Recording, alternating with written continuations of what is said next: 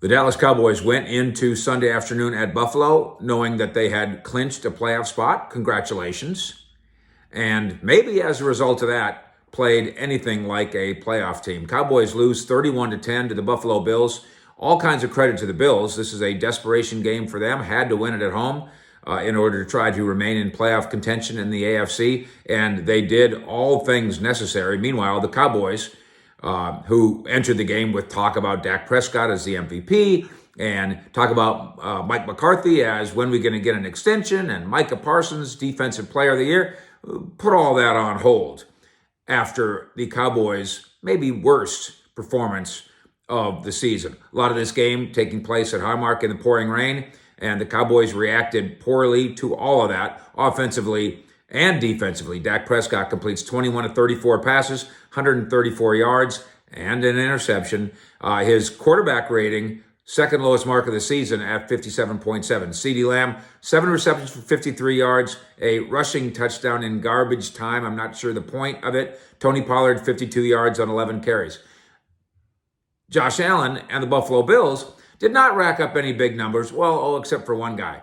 Josh Allen completed just 7 passes for 7 of 15 for 93 yards and a touchdown, gets a score on the ground, and then puts on a ball cap, and we're done here.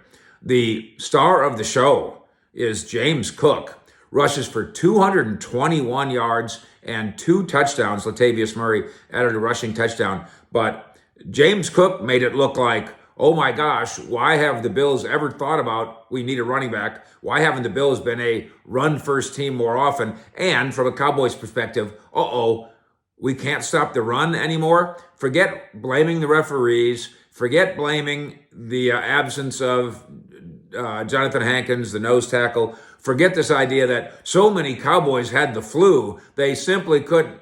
That's not the way this works. The Cowboys collectively entered this game flat and exit this game flattened. They are still going to the playoffs, but now because they lost, the Eagles have also clinched the playoffs.